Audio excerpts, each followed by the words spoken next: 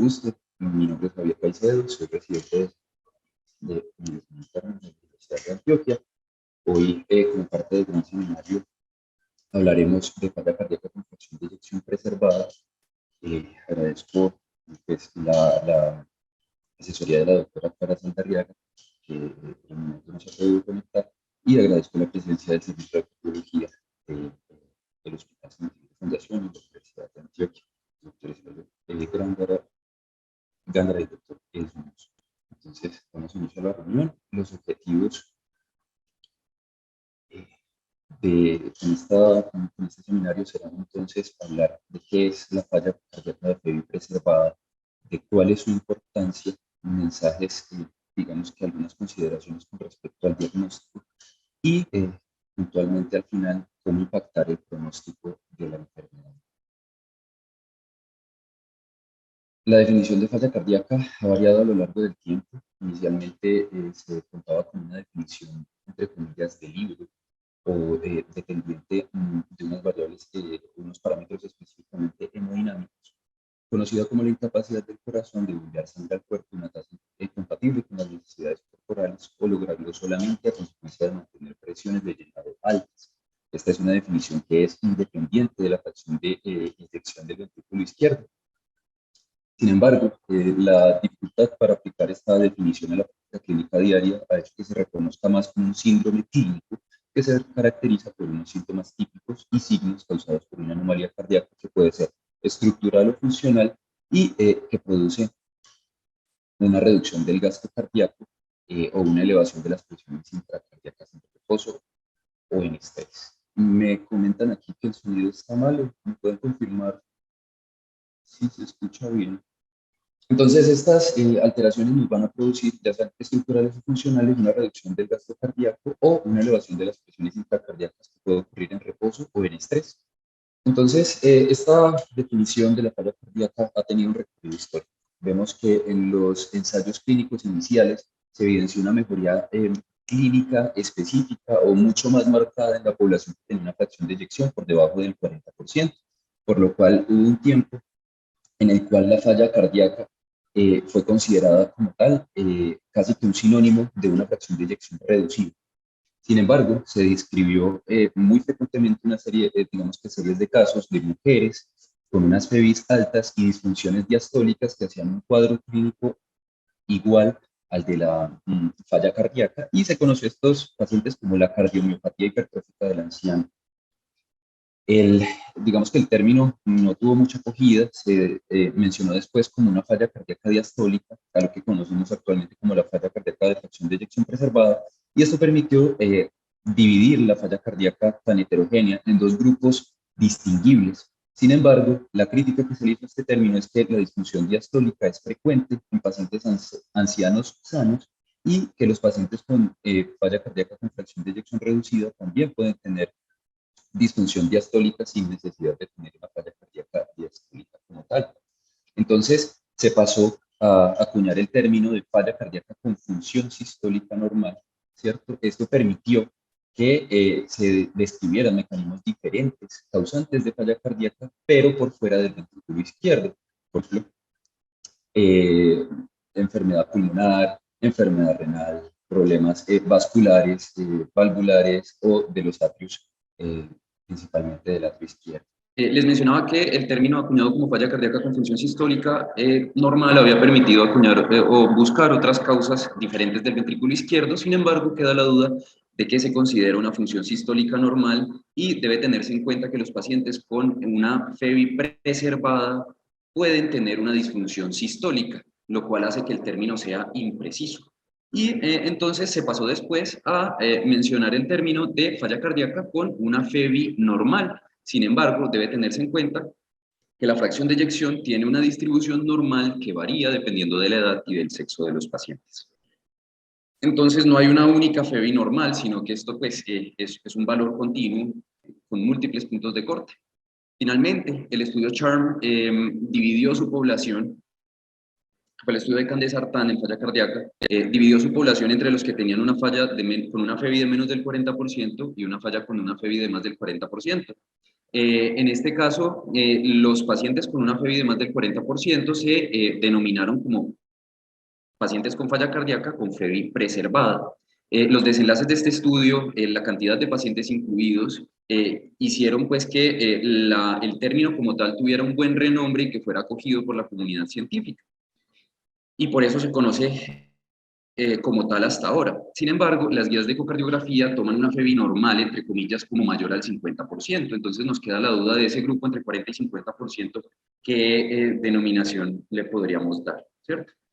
Vemos aquí cómo en los diferentes estudios pivotales, ensayos clínicos, vemos la distribución de la fracción de eyección de los pacientes y notamos aquí que tanto en hombres como en mujeres se tiene una distribución normal y podemos ver que esta distribución está desviada hacia la derecha en las pacientes femeninas o en las mujeres, ¿cierto? Y esto también se correlaciona con que, por ejemplo, los efectos benéficos de las distintas estrategias terapéuticas se conserven hasta unas fracciones de eyección mayores en las mujeres con respecto a las de los hombres. Esto, digamos que ha sido una de las razones por las cuales se ha propuesto que se considere una fracción de eyección, entre comillas, normal, por encima de 55 para los hombres y por encima de 60 para las mujeres.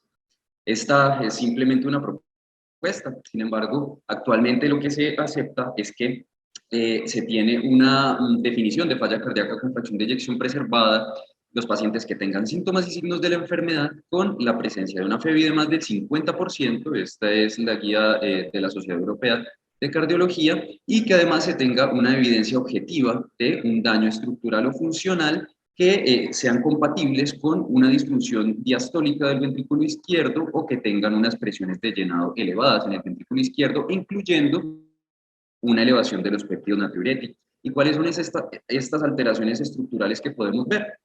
Entonces, un volumen de aurícula izquierda indexado de más de 34 mililitros por metro cuadrado en pacientes que tengan ritmo sinusal o de más de 40 si hay fibrilación atrial, o un índice de masa ventricular izquierda mayor o igual a 115 gramos por metro cuadrado, o en hombres y en mujeres de mayor o igual a 95. Las alteraciones funcionales son puntualmente una relación EE' mayor o igual a 13 y una E' septal y lateral menor de 9 centímetros por segundo, con unos péptidos con estos puntos de corte de más de 125 microgramos por mililitro para el NT-proBNP y para el BNP de más de 35 microgramos por mililitro. Estos puntos de corte pueden considerarse un poco bajos, sin embargo se ha apostado más a la sensibilidad de los péptidos que a su especificidad en esta definición. Bueno, entonces, hablando ya de la epidemiología, vemos que en Colombia la prevalencia estimada de falla cardíaca es de hasta el 2.3%, por lo que más de 1 millón de colombianos tendrán falla cardíaca independientemente de la fracción de eyección. Si vemos la población general, mayor de 60 años, hasta el 5% tienen un diagnóstico de falla cardíaca con FEBI preservada. Y más o menos de todos los pacientes con falla cardíaca, hasta el 63% pueden tener una falla cardíaca con FEBI preservada, si tenemos en cuenta las cohortes de Framingham, de Strong y la cardiovascular. Entonces, si además tomamos de estos pacientes solo los mayores de 65 años, veremos que el 70% de estos pacientes tienen una FEBI de más del 50%. La incidencia de la enfermedad es de hasta el 53% al año, y se ha visto que esta incidencia viene creciendo en una tasa de 10% cada 10 años. Entonces es una enfermedad frecuente, ¿cierto? En cuanto a la mortalidad, vemos que, que no hay una diferencia importante entre la mortalidad de la falla cardíaca con fracción de eyección preservada con respecto a la falla cardíaca con fracción de eyección reducida. Y vemos que en Colombia la mortalidad para falla cardíaca fue de 5.54 casos por cada 100.000 habitantes. Esto es información del Sistema de Información de la Protección Social para el 2012. Entonces, esta mortalidad es importante, pero si nosotros vemos cuáles son las causas de mortalidad en la falla cardíaca con fracción de eyección preservada, podemos notar que tienen un predominio de causas no cardiovasculares, ¿cierto? Y nos preguntamos entonces por qué. Si vemos la tendencia a lo largo de los años, la incidencia de la falla cardíaca con FEBI preservada ha aumentado y lo ha hecho a la par que el envejecimiento de la población que el aumento de la prevalencia de obesidad, de síndrome metabólico y de diabetes, lo que nos hace referencia a que posiblemente el aumento de la frecuencia de la enfermedad y el aumento de las muertes de la enfermedad sean secundarias también a el aumento de estas enfermedades, entre comillas, metabólicas o al aumento de las comorbilidades de los pacientes. Y es que estas no son las únicas comorbilidades asociadas a esta enfermedad. Vemos que principalmente afecta a mujeres de más de 70 años que son hipertensas, con menor proporción de enfermedad isquémica cardiovascular, con mayor frecuencia de fibrilación atrial, enfermedad renal y con índices de masa corporal mayores. Teniendo en cuenta todos estos factores de riesgo, podemos ver que es una enfermedad, digámoslo así, multifactorial, en la que todos ellos juegan un papel en el que se combinan generando inflamación sistémica, isquemia miocárdica, fibrosis de los tejidos y remodelación estructural, como podemos ver acá. Lo que predomina en esta enfermedad es principalmente un remodelamiento concéntrico o una hipertrofia concéntrica, ¿cierto? En el ventrículo izquierdo principalmente. Todo esto va a afectar el lusitropismo, el inotropismo y también el cronotropismo, lo que va a generar un aumento de las presiones de llenado inicialmente del ventrículo izquierdo y se traducirá entonces en una disminución de la perfusión a los órganos, ¿cierto?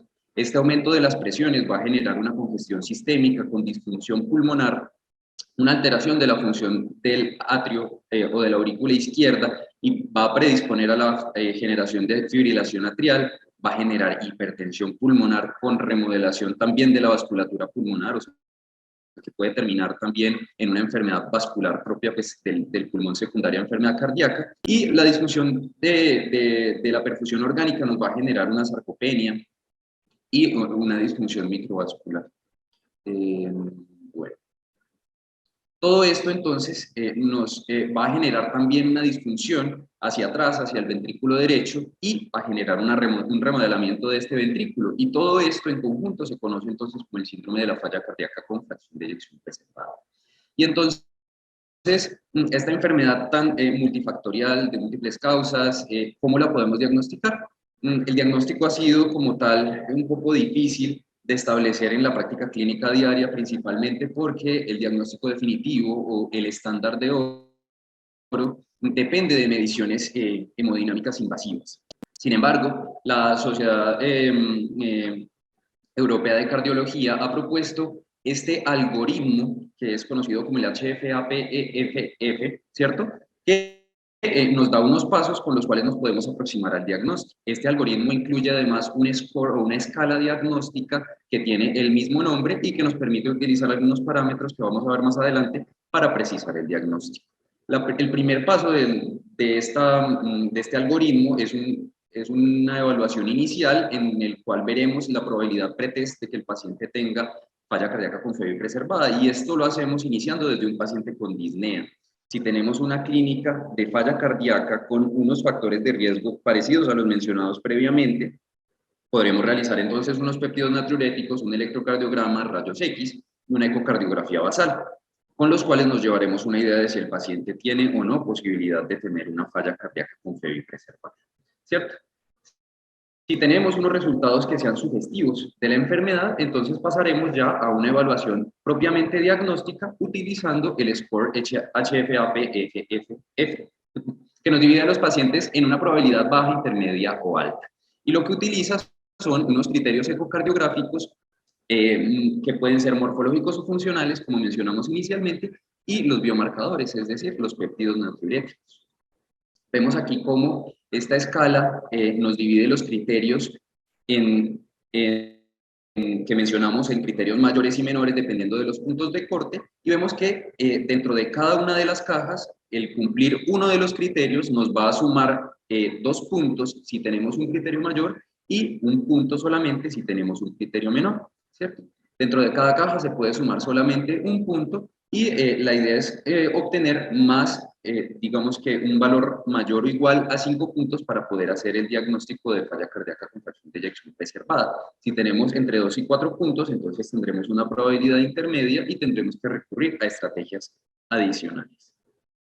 Adicional, digamos que aparte de esta escala diagnóstica propuesta por la Sociedad Europea, tenemos este estudio que a partir de 414 pacientes derivó otra escala diagnóstica para esta enfermedad, haciendo ya una derivación pues, específica teniendo en cuenta las áreas bajo la curva para discriminación de los distintos manifestaciones que pueden ser clínicas o ecocardiográficas de los pacientes. Vemos aquí como algunos índices como la relación septal E' mayor a 9 tuvo un área bajo la curva pues, significativa con un P que pues, fue estadísticamente significativo y con una sensibilidad aceptable. Así pues incluyeron distintos factores como por ejemplo el peso, la hipertensión, el antecedente de fibrilación atrial, hipertensión pulmonar, la edad y las presiones de llenado. Esto cada uno nos da una puntuación específica y nos dará una probabilidad que podemos ver acá de que el paciente tenga o no la enfermedad. Entonces, cuando comparamos estos dos escalas diagnósticas, podemos ver que hay unas diferencias significativas, pues el H2FPEF no incluye como tal los péptidos natriuréticos, ¿cierto? Mientras que el de la Sociedad Europea sí. Y digamos que además la diferencia es que incluye la presencia de fibrilación atrial, mientras que acá, si hay fibrilación atrial, el valor del péptido natriurético se va a aumentar para considerarse positivo, hasta 3 veces, como vamos a ver un poco más adelante. Entonces, hay diferencias significativas. Sin embargo, ambos lo que sirven es para clasificar a los pacientes en estas 3 categorías y si tenemos una probabilidad baja, probablemente podremos descartar el diagnóstico. Si tenemos una probabilidad alta, pues podríamos confiar en que tenemos un diagnóstico, pero si tenemos una probabilidad intermedia, entonces tendremos que recurrir a unas pruebas de estrés diastólico o unas pruebas hemodinámicas invasivas. Vemos aquí cómo estas diferencias se han traducido en un desempeño diagnóstico variable de ambas escalas diagnósticas. Notamos aquí cómo cada uno de los dos scores o de las dos escalas vuelve a clasificar de manera diferencial a los pacientes en cada una de las distintas categorías de ambas escalas, es decir, los que eran intermedios para la H2FPF, pues probablemente se van a reclasificar por la escala europea en intermedios o en altos o en bajos. Entonces, digamos que tenemos pacientes distintos en cada una de las distintas categorías si utilizamos las dos escalas diferentes. Este estudio del 2022 quise traérselos porque pues, compara específicamente en una población multicéntrica las dos escalas diagnósticas y evidencia una mejor área bajo la curva para la escala H2FPEF con respecto a la escala europea. Y vemos que nos clasifica una mayor cantidad de pacientes como con alta probabilidad y una menor cantidad de pacientes con baja probabilidad de la enfermedad, aunque no hay diferencia como tal en la cantidad de pacientes en riesgo intermedio que igual terminarían dirigidos hacia estudios invasivos o de estrés. Teniendo en cuenta todas estas dificultades, la guía europea del año pasado de falla cardíaca decidió, digámoslo así, simplificar estos criterios utilizando principalmente las variables que se asociaban a un aumento de la mortalidad cardiovascular, principalmente el volumen indexado de la aurícula izquierda, la velocidad mitral E, la velocidad septal E' y la relación E'. Vemos aquí los valores que son pues, similares a los que hemos mencionado previamente y también digamos que incluyen las presiones arteriales sistólicas de la arteria pulmonar y la velocidad de regurgitación tricuspidia en reposo. Entonces, mencionemos un poco más a fondo estos criterios ecocardiográficos que pueden sonar un poco complejos, ¿cierto? La velocidad diastólica temprana y máxima anular mitral y septal y lateral, o E', es una determinante de la relajación del ventrículo izquierdo, ¿cierto? En últimas, nos refleja indirectamente la distensión del ventrículo izquierdo, la cual está muy influenciada por la precarga. Sin embargo, pues este es un valor que disminuye con la edad, por lo que se requieren unos valores ajustados para la edad, por lo cual los criterios dependen de la edad, ¿sí? Y dan unos puntos de corte para considerarse pues criterio mayor como tal, ¿cierto? La relación E', entonces, hace una división de el marcador anterior con la velocidad de un marcador en últimas de la distensibilidad del ventrículo izquierdo, ¿cierto? Tiene una buena correlación con las mediciones de la presión en cuña pulmonar y es mucho menos dependiente de la edad, por lo cual digamos que es más confiable. Tiene un valor diagnóstico importante durante el ejercicio y no se influencia tanto pues por el volumen. Vemos aquí los valores para considerarse un criterio mayor y un criterio menor. Para entender un poco mejor estos criterios, ¿cierto? Vemos que la E hace referencia a la velocidad con la cual se llena el ventrículo izquierdo en la parte inicial de la diástole, y la E' hace referencia a la velocidad la velocidad temprana máxima anular mitral, septal y lateral. Es decir, es un Doppler de tejido que nos evidencia qué tan rápido se mueven las paredes del ventrículo cuando se está llenando el mismo, ¿cierto? Entonces, una relación entre la E y la E' se puede alterar por distintas causas. En un paciente que tiene una relajación alterada, vemos que la E' como tal se va a disminuir porque la relajación alterada va a disminuir la velocidad con la cual se estira, entre comillas, ese ventrículo izquierdo, ¿cierto? Y por lo tanto, la velocidad de llenado al inicio de la diástole se va a disminuir, por lo cual ese llenado diastólico va a depender mucho más del tiempo de lo que lo hacía antes, es decir, la diástole, el llenado de la diástole se va a demorar un poco más. Y este es el motivo principal por el cual los pacientes tienen en muchas ocasiones unos síntomas que se desencadenan solamente con el ejercicio. Si vemos la relación E' en este caso con respecto a un paciente normal, va a ser una relación en reposo normal, pero cuando reducimos el tiempo de diástole, este llenado diastólico se va a afectar y por lo tanto vamos a tener pacientes sintomáticos. Cuando ya tenemos entonces un remodelamiento, vamos a ver que esto se traduce en unas presiones de llenado elevadas del atrio izquierdo, lo cual aumenta la velocidad de llenado a pesar de una alteración de la relajación del ventrículo izquierdo, y esto nos aumenta entonces la relación E', que es entonces una medida indirecta de las presiones de llenado aumentadas. Los criterios morfológicos también se ha relacionado pues, con marcadores pues, de remodelamiento crónico, principalmente de la aurícula izquierda, ¿cierto? Y también tiene una relación indirecta con presiones de llenado en ventrículo izquierdo, pues eso no tiene ciencia. Entre más presiones, más volumen, y va a haber un mayor llenado del ventrículo. Y debe tenerse en cuenta que el volumen se debe ajustar con respecto a la presencia o la ausencia de fibrilación atrial, y por eso establecen estos criterios dependiendo de la presencia de esta comorbilidad. En cuanto al ventrículo izquierdo, también se mide el índice de masa ventricular izquierda, el grosor de la pared ventricular y el grosor relativo de la pared ventricular. Esto, pues, en últimas, tener en cuenta que lo que ocurre principalmente es un remodelamiento concéntrico en el cual hay un engrosamiento de la pared, pero sin un aumento del volumen, y una hipertrofia concéntrica en el cual sí hay un aumento del volumen, pero también un aumento del volumen o del grosor de la pared del ventrículo izquierdo. Bueno, ya pasando a los péptidos natriuréticos, ¿cierto? Tenemos unos criterios mayores y menores. Los criterios menores, pues, digamos que son más sensibles, y los mayores serían más específicos para la enfermedad y por eso adicionan más puntaje. Debemos tener en cuenta que según la ley de Laplace, los péptidos natriuréticos como tal se aumentan dependiendo de la cantidad de estrés a la que esté sometida el ventrículo. Entonces, según la ley de Laplace, como les comentaba, el estrés de una pared depende del radio del cilindro y del grosor de la pared. Como en la falla cardíaca con fracción de eyección preservada, el grosor de la pared está aumentado y el volumen usualmente no está tan aumentado, o el radio no está tan aumentado, entonces vamos a tener una elevación de los péptidos natriuréticos que va a ser menor con respecto a los pacientes con fracción de eyección reducida. Adicionalmente, es muy frecuente que estos pacientes sean obesos y se ha visto que el metabolismo, pues, de los adipocitos disminuye falsamente, o es una razón de los falsos negativos de péptidos natriuréticos. Y esto nos lleva a hablar de una población especial, ¿cierto? Y es de los pacientes que tienen una falla cardíaca con FEBI preservada, pero con péptidos natriuréticos normales.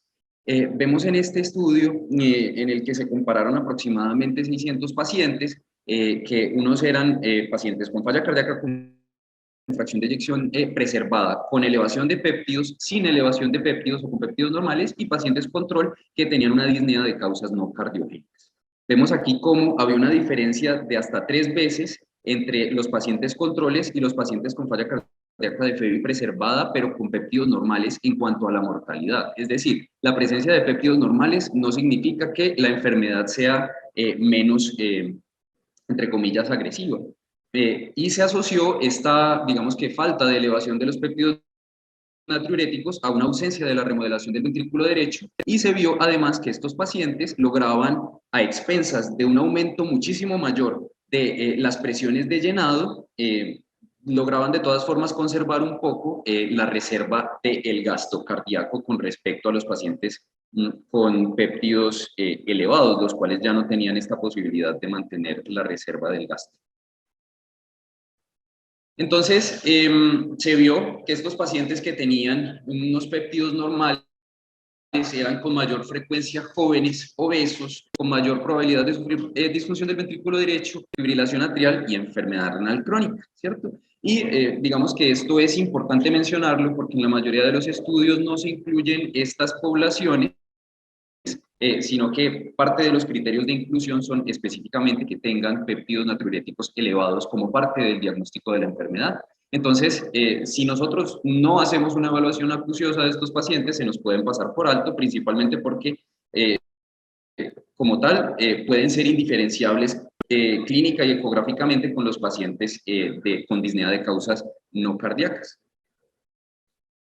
Entonces, una vez hemos aplicado alguno de los dos scores, ¿cierto? Y ya hemos o descartado o diagnosticado la enfermedad, nos queda este grupo de pacientes con un riesgo intermedio. Y para este grupo de pacientes, el algoritmo diagnóstico nos propone entonces un análisis o un estudio avanzado, ¿cierto? Estos estudios son específicamente los test de estrés diastólico, ¿cierto? Teniendo en cuenta que los pacientes muchas veces hacen solamente síntomas durante el esfuerzo, entonces se realizan pruebas que nos pueden detectar anormalidades hemodinámicas durante el esfuerzo, ¿cierto? Reducción del volumen sistólico y del gasto cardíaco, presiones de llenado elevadas, ¿cierto? Y lo cual se puede hacer de manera invasiva o no invasiva. Si tenemos entonces alguno de estas pruebas anormales, entonces podremos hacer el diagnóstico de falla cardíaca con fracción de eyección preservada. El primero es la ecocardiografía con estrés, en el cual evaluaremos específicamente la relación EE' con el esfuerzo y la velocidad de regurgitación tricuspidia. Estos son los puntos de corte. Si logramos cumplir la relación EE', pues sumaremos 2 puntos al puntaje que el paciente llevara previamente, y si tiene ambos, entonces se sumarán 3 puntos, lo cual pues podría entonces llevarnos a una alta probabilidad y confirmar el diagnóstico. De no ser así, entonces recurriremos ya a pruebas invasivas. Y las pruebas invasivas son específicamente el cateterismo cardíaco, que puede realizarse en reposo o en ejercicio. En reposo, lo que se mide es la presión de llenado de fin de diástole del ventrículo izquierdo y la presión en cuña pulmonar. Alguna de las dos, si superan estos puntos de corte, entonces haremos ya un diagnóstico de falla cardíaca con Febbi preservada, como este es en últimas el gol estándar, ¿cierto? Bueno, el gol estándar en realidad es este con el esfuerzo, ya veremos por qué.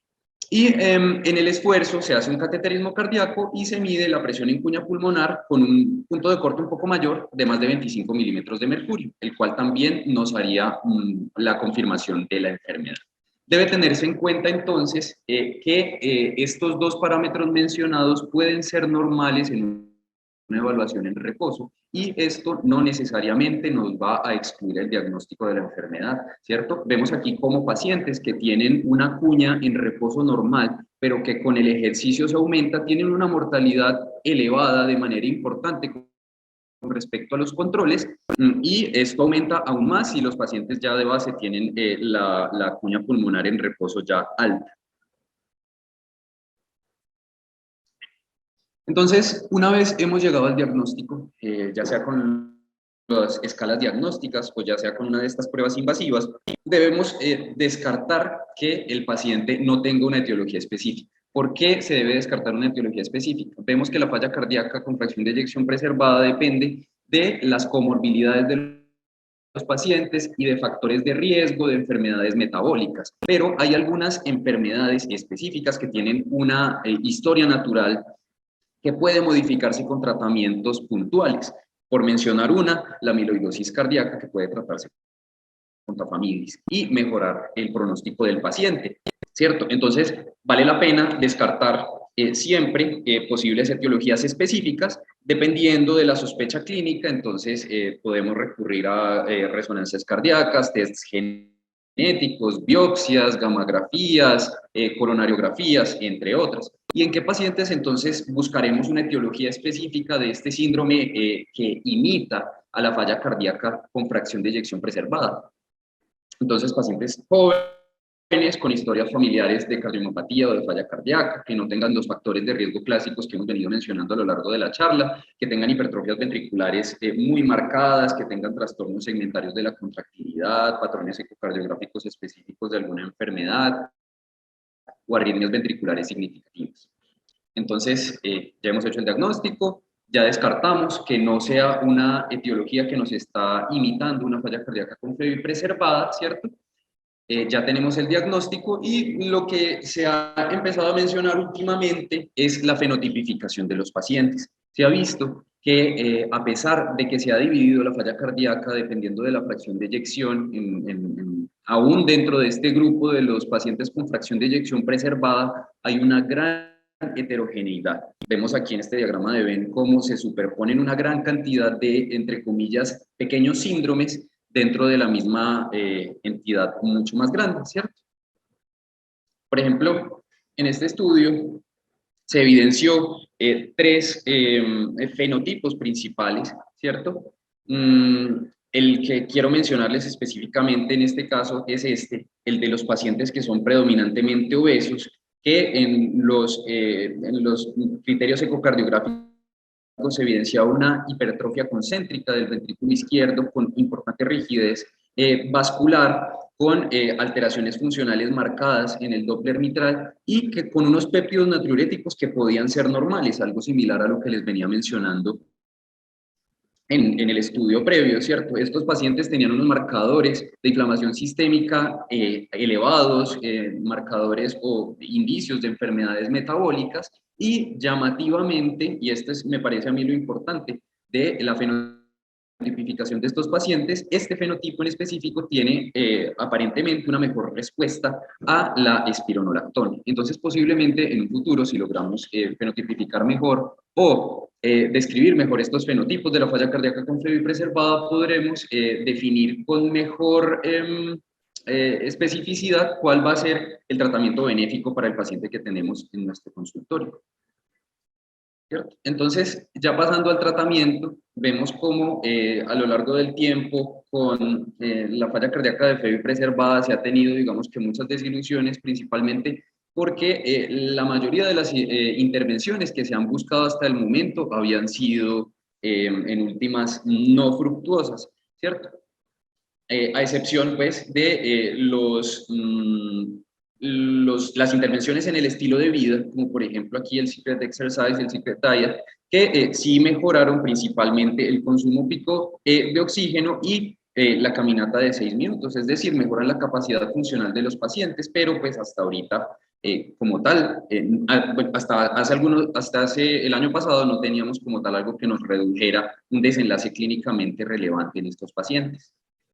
La guía de falla cardíaca de la Sociedad Americana nos trae, digamos que estas recomendaciones en cuanto al tratamiento farmacológico. Ella le da una recomendación de grado 1 a los diuréticos y lo recomienda como utilizarlos a necesidad. Digamos que esto es algo que se comparte y que se ha extrapolado un poco desde la falla cardíaca con fracción de eyección reducida, ¿cierto?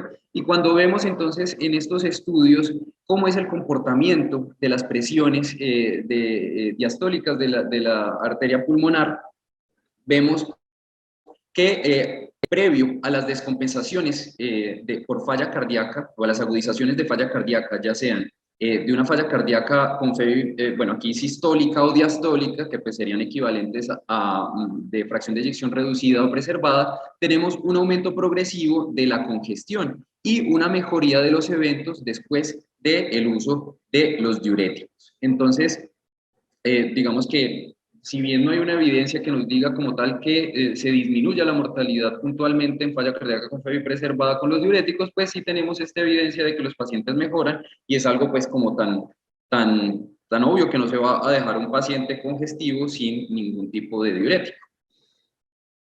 El año pasado, entonces, salió este estudio que pues todos lo conocemos, el Emperor Preserved, ¿cierto? Un ensayo clínico aleatorizado, doble ciego, controlado, incluyó pacientes de más de 18 años con falla cardíaca crónica que tuvieron un ING entre 2 y 4, ¿cierto? Y una FEBI mayor del 40%, que tuvieran específicamente unos NTs pro NPs elevados. Se comparó entonces el uso de empagliflozina versus placebo y se comparó como desenlace primario la muerte cardiovascular u hospitalización por falla cardíaca con un seguimiento a 38 meses. Este fue pues un estudio, digámoslo así, histórico en la enfermedad, principalmente porque fue el único que hasta ahora ha tenido un desenlace significativo en el desenlace primario. Sin embargo, pues vemos aquí como en el desenlace combinado tenemos una disminución del hazard ratio del 21%, ¿cierto? Estadísticamente significativo. Sin embargo, cuando vemos el análisis por subgrupos, el análisis de desenlaces secundarios y específicamente el de los desenlaces de hospitalización por falla cardíaca, este fue el que fue más significativo, un hazard ratio de 0.73, estadísticamente significativo, y el de mortalidad como tal no fue significativo. Es decir, el desenlace aquí compuesto fue alonado o principalmente favorecido por esta disminución de las hospitalizaciones y no tanto de la mortalidad por la enfermedad. El estudio de Liver, que será, digamos que publicado en un futuro próximo, va a evaluar el desenlace de los pacientes tratados con dapagliflozina, incluye una población mucho más grande de 6.263 pacientes, digamos que a lo largo de todo el mundo, ¿cierto? Y va a evaluar entonces dapagliflozina 10 miligramos versus placebo. Lo que comentan ellos es que incluirán una población un poco de un riesgo más elevado, principalmente porque incluyen pacientes que han estado hospitalizados recientemente o a los cuales se les inició el inhibidor del SGLT2 durante la hospitalización. Llamativamente, van a incluir población con fracción de eyección levemente reducida, que en esto se parecen al Emperor Preserve, pero también incluirán entonces 18% de pacientes que tienen una falla cardíaca con una fracción de eyección mejorada. Pues veremos entonces qué resultados nos podrán traer en un futuro. En cuanto a los ARNIs, sacubitril o valsartán, el estudio con el cual hacen una recomendación 2B para su uso en esta enfermedad es el estudio Paragon, ¿cierto? Que incluyó 4.800 pacientes y comparó el sacubitril valsartán contra valsartán, ¿cierto? Hubo una tendencia a una reducción de un desenlace compuesto muy parecido a los que hemos mencionado hasta el momento, sin embargo, no fue estadísticamente significativo y sí se evidenció un aumento de hipotensión y angioedema en los pacientes que recibían sacubitril o valsartán. Entonces, esto nos pone como a dudar un poco del uso de esta estrategia terapéutica. Sin embargo, digamos que algo que podría soportar un poco su uso es que cuando se hizo un análisis por subgrupos de los pacientes que tenían una media de fracción de eyección del ventrículo izquierdo de menos de 57%, sí hubo una tendencia a una mejoría de los desenlaces. Entonces, podríamos decir que el ARNI podría preferirse para pacientes con una fracción de eyección más cercana hacia las FEBIs reducidas o a las FEBIs mínimamente reducidas. En cuanto a los antagonistas de receptores de mineralocorticoides, el estudio pues, estrella es el estudio TOPCA, ¿cierto? Que comparó espironolactona contra placebo y como tal no tuvo una diferencia significativa en el desenlace compuesto de mortalidad y hospitalización por falla, pero cuando vemos entonces nuevamente el análisis subrogado, la parte de solamente los desenlaces de hospitalización por falla cardíaca, sí pareciera haber tenido un desenlace significativo, ¿cierto?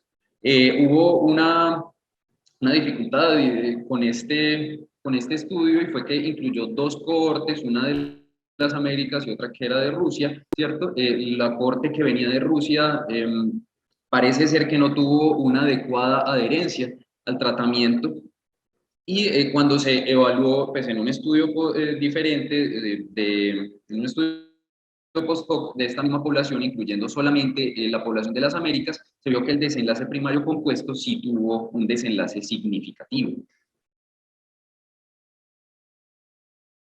Eh, digamos que finalmente en cuanto a las estrategias de terapéuticas, se ha hablado ya de algunas estrategias no farmacológicas, sino quirúrgicas, ¿cierto? Y este estudio, Reduce Lab HF2, lo que quiso fue evaluar cómo les iba a los pacientes cuando se les realizaba una especie de shunt interatrial, ¿cierto? Una comunicación atrial. La premisa era que el shunt atrial se ha visto en estudios de parámetros hemodinámicos que mejora como tal las presiones de llenado del ventrículo izquierdo y se pensaba que podría entonces mejorar como tal los síntomas de la enfermedad, ¿cierto? Entonces se hizo este ensayo clínico controlado, fue multicéntrico, comparado con un procedimiento simulado, es decir, un dummy, procedimiento dummy, y fue doble ciego, ¿cierto?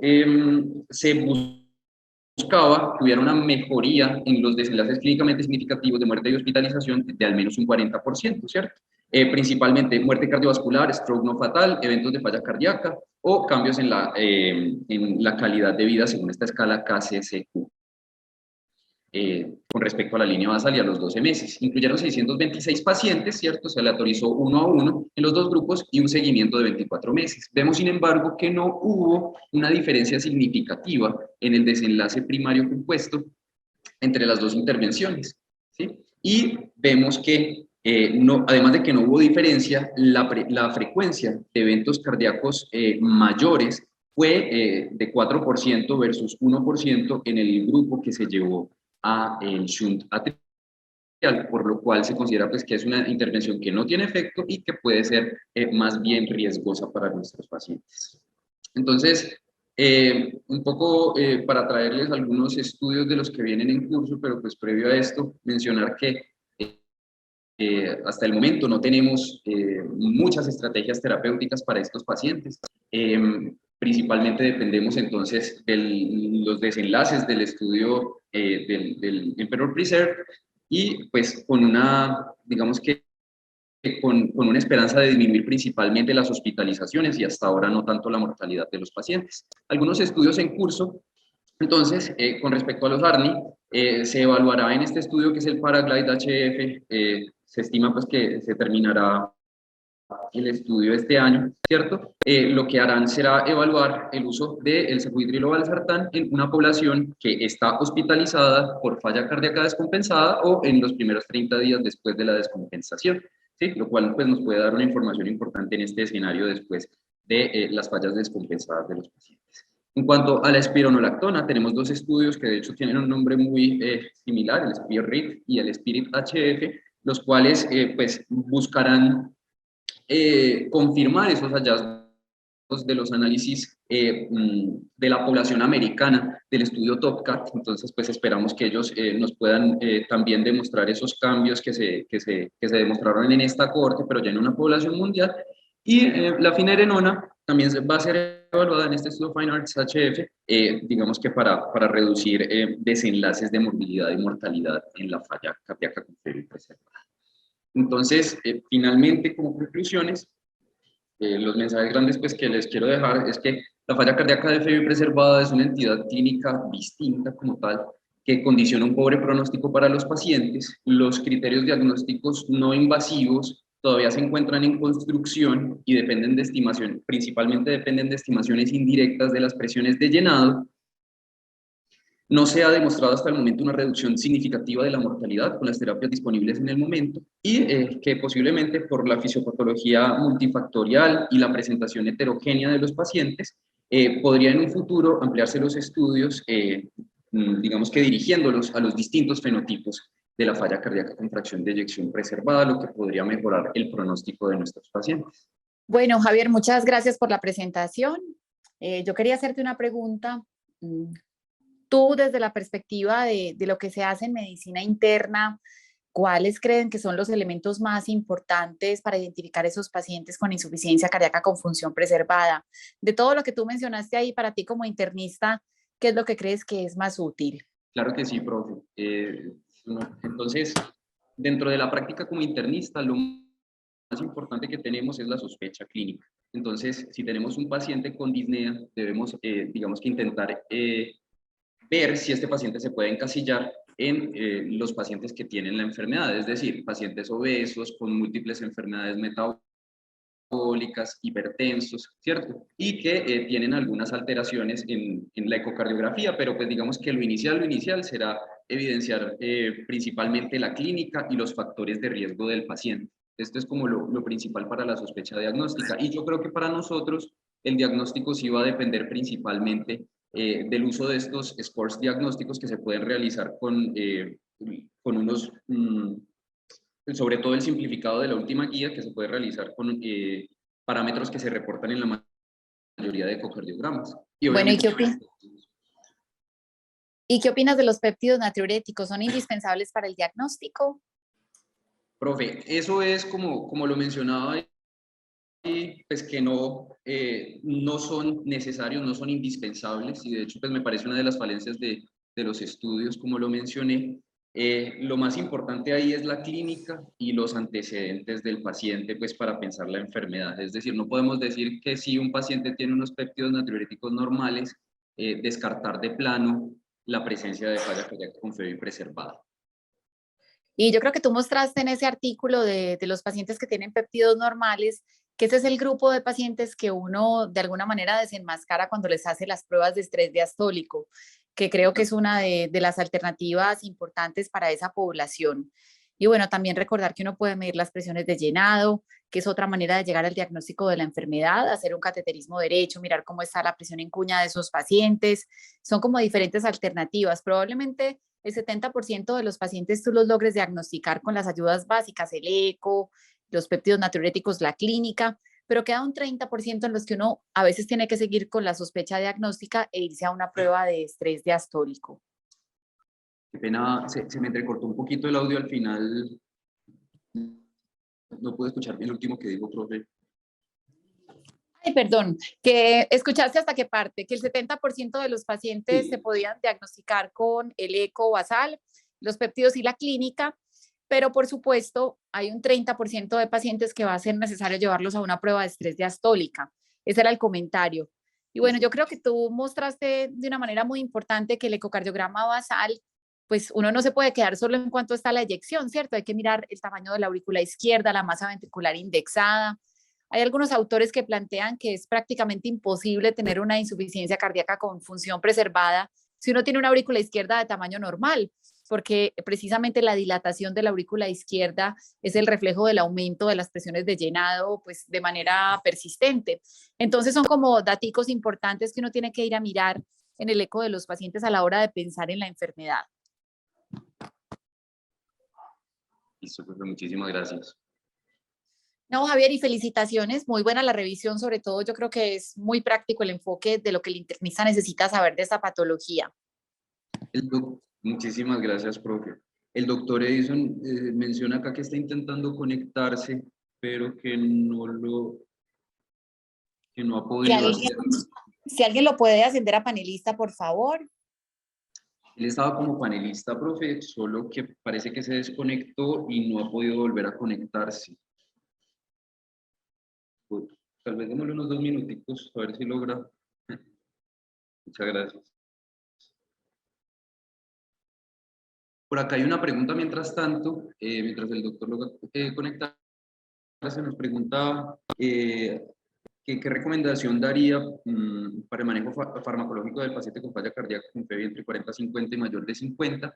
Digamos que lo que se ha mencionado para estos pacientes, digamos que con todas las estrategias terapéuticas disponibles actualmente para falla cardíaca, la reducción de la mortalidad y de los desenlaces cardiovasculares, digámoslo así, duros, se han visto mucho más, mejor representados en la fracción de eyección con FEBI reducida, ¿cierto? Sin embargo, esta población con una FEBI entre el 40 y el 50% se parece mucho más a la fracción de eyección reducida que a la fracción de eyección preservada. De manera que, dependiendo del paciente, podríamos utilizar también todas estas estrategias, principalmente los inhibidores de receptor de mineralocorticoides y los ISGLT2, que son pues los que mejores desenlaces han evidenciado en esta población. Obviamente también incluyendo los diuréticos pues como parte del manejo en caso de que exista persistencia de congestión. Y para los de mayores de 50, entonces, en últimas, le iniciaremos a la mayoría de nuestros pacientes, a menos que tengan contraindicación, un inhibidor de del SGLT2 y pues consideraremos, dependiendo de si las presiones arteriales lo permiten, el uso principalmente de antagonistas del receptor de mineralocorticoide, y en pacientes que, por ejemplo, estén muy hipertensos y que con eso no mejoren, se podrá pensar entonces en el uso de, por ejemplo, los ARNIs. Con respecto a las estrategias no farmacológicas, son las mismas estrategias no farmacológicas que utilizamos en todas las enfermedades cardiovasculares, ¿cierto? Ejercicio, una dieta apropiada, también pues, otras estrategias asociadas al control de las comorbilidades, ¿cierto? Si el paciente tiene enfermedad renal crónica, si el paciente tiene hipertensión arterial, estas intervenciones nos mejorarán principalmente. Lo que se ha demostrado hasta ahorita es la capacidad funcional de los pacientes y no tanto la mortalidad. Javi, yo voy a meter ahí la cucharada. Sí, resulta que, bueno, esta enfermedad es fascinante porque pues no hay modelos animales de insuficiencia cardíaca con función preservada. Hay unos estudios muy bonitos que muestran cómo la gente empieza a hacer depósitos de grasa en el pericardio, y esta grasa pericárdica se comporta incluso como si uno tuviera una constricción en el corazón, así como los pacientes de pericarditis constrictiva que no se pueden llenar las cavidades. Parece que esa grasa pericárdica puede generar un fenómeno similar. Realmente, bajar de peso y hacer ejercicio es de las intervenciones que ha mostrado de una manera importante cambiar en estos pacientes desenlaces como mejorarles la calidad de vida, la capacidad funcional. Yo creo que definitivamente el enfoque grande de este paciente, y sobre todo si tiene fenotipo obeso, está muy, muy dirigido a los cambios en el estilo de vida. Esos depósitos de grasa también ocurren en la aurícula izquierda, por eso estos pacientes con mucha frecuencia tienen fibrilación auricular. Yo creo que ningún tratamiento en falla cardíaca con función preservada es completo si no hacemos que el paciente baje de peso, haga actividad física, e incluso la combinación de ambas estrategias es lo que más funciona en esta población. Hay estudios también con algunos tipos de dieta, como la dieta mediterránea, que parece también reducir esos depósitos de grasa pericárdica en estos pacientes. Entonces yo creo que sí, es algo fundamental en lo que hay que hacer mucho énfasis.